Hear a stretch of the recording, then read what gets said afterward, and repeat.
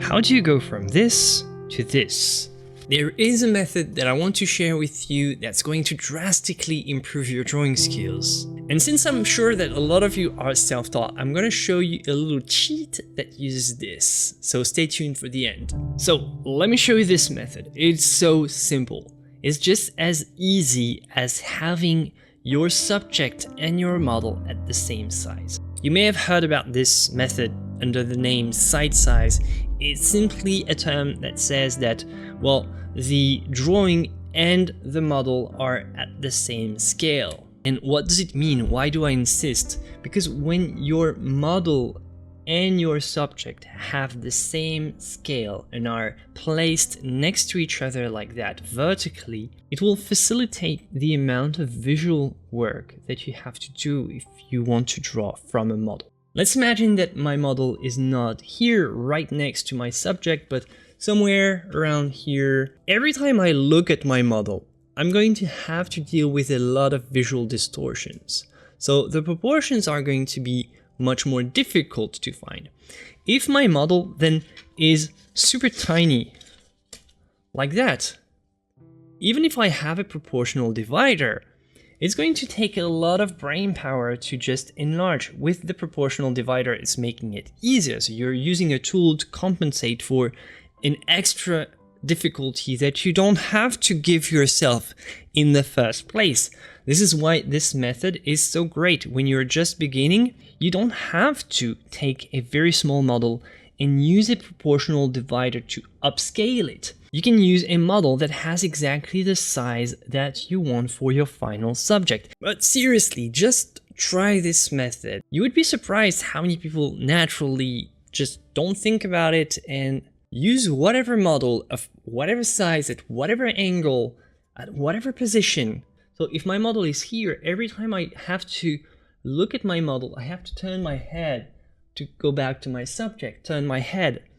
And this fraction of a second is enough to forget a lot of visual information. Think about it. When you're trying to make a drawing from a model, your brain is trying to memorize some visual data, some visual information that it picked up on the model, and it's trying to keep this in an active kind of memory and then translate it so that you can do exactly the same on your subject. That's what you're trying to do.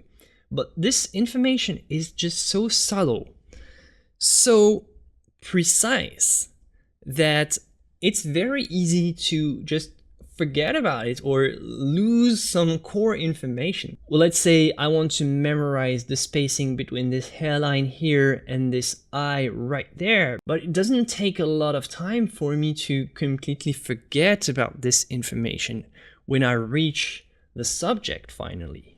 So to compensate, so because of this difficulty, what a lot of people would do is choose a different method and just not trust their eyes. So what they would do is they'll just resort to using a grid, for example. And using a grid gives you good results immediately, but overall it's not helping you get better likeness and develop better skills at drawing. Using tracing paper is the same thing. It gives you immediate results, but it also has a tendency to teach you how to paint inside the lines later on and rely way too much on lines and not on values and shadow masses. And using a proportional divider, as I said, it's a good tool, but why would you want to upscale or downscale the subject when you can have it at the size that you desire immediately? So the method that I suggest is that you start your subject and your model at the same size. And the benefits of this method is that because your brain is not actively trying to upscale, is not trying to actively make the subject bigger or smaller, is not trying to compensate for any type of angle or distortion, visual distortion, since everything is so clear and flat and even, it can only focus on what really matters, and what really matters is comparing the model and the subject very actively. What you want is to go from the model to the subject back and forth. And just with a simple movement of your eyes, you don't really have to move your neck at all. You don't have to move your head at all. And you can visually embrace both the model and the subject with the same sight, which is why this method is so great. It's so good for comparative measurements. You don't need measuring tools, unlike other types of drawing methods that use different tools to help in the drawing process. This method kind of transforms your own eyes into the tools. With this method, with the sight size, you want to place a viewing spot that's approximately 3 times the length of your subject. If you're working from a flat picture, it's very easy. But the big question is, if you're not working from a printed model, if you're working from a real life model or for an actual person that sits for you, how do you make the subject the desired size? Let's say I don't want a face this big. If I put it right here, it's going to be too big. So that's pretty easy. Just push it backwards. And right here, it's going to make the size of this smaller. If I want my subject bigger, I just bring the model forward towards me. Still, I'm keeping the same viewing spot on the ground. So if I bring my subject forward, still keeping the same viewing spot, it's going to make the drawing appear bigger. And if I push the model backwards, it's going to make the subject appear much smaller on my paper right here. The benefits of this method compared to the grid, compared to the proportional divider, compared to tracing, is that it also works for actual live models.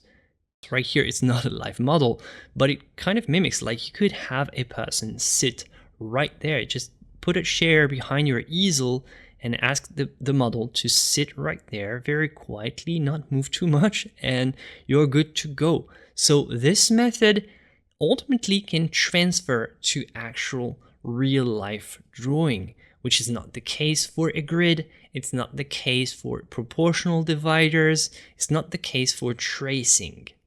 Now, as promised, I'm going to give you a little cheat, a little trick that's going to help you if you're on your own and you want to learn, trying to follow kind of the Atelier style of teaching, trying to teach yourself to draw, but you're on your own. You have nobody that's here, so you need a little push, a little bit of help, right? And it's not cheating. Think about it really well. Like, some people actually go to art schools. Isn't that more cheating? Like, they have another person that goes behind their back and tell you what to do next. To me, that's more cheating than trying to learn on your own and just using a little bit of visual help. And this visual help is this. At the very beginning, just to give you a good head start, you're going to use a spirit level like that. This is not something that I recommend every time, and this is something that only works when working from a flat model. So you're going to use this spirit level and trying to level it, and you're going to trace a couple of visual landmarks to just make sure that you have the right proportions from the get-go. So call it cheating if you want. It's going to help you in the beginning. It's going to help you get a good start. Just put your subject and your model at the same size and just try to locate a couple of visual landmarks. What I like to locate is usually the bottom of the nose, bottom of the chin, the commissure of the lips, and the corner of the eyes, and usually the top of the forehead or just the hairline, separating the forehead from the hair, because the hair is more difficult to actually locate. Where do you exactly place the line here?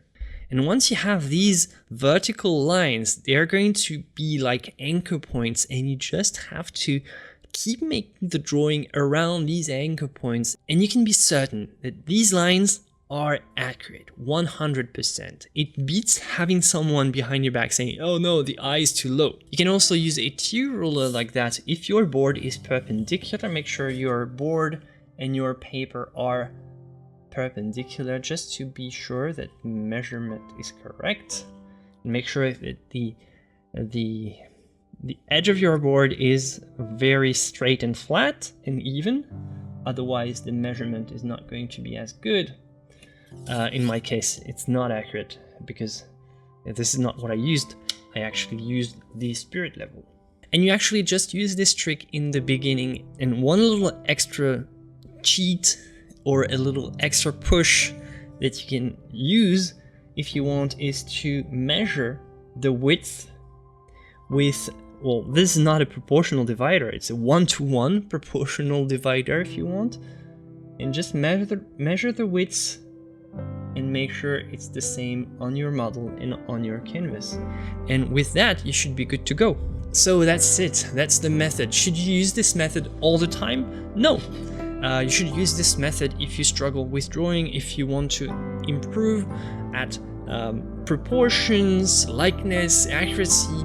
And once you're better at that, you'll see that it will be much easier for your eyes and your brain to look for the right stuff in the model, and you can add an extra amount of, of computing power if you want, by having a model that's much smaller, by having an angle. You can draw in any kind of setting once you are, trained in drawing. But first, what you want is simplify and lower the burden that your brain has to calculate. And by bringing the model and the subject next to each other like that and making them at the same size, this is super important. It's going to completely free your brain from a lot of computing that's messing up with your focus and your ability to learn. And this is how I learned. This is how I got better at drawing by myself, and it helped me a lot. So I hope it will help.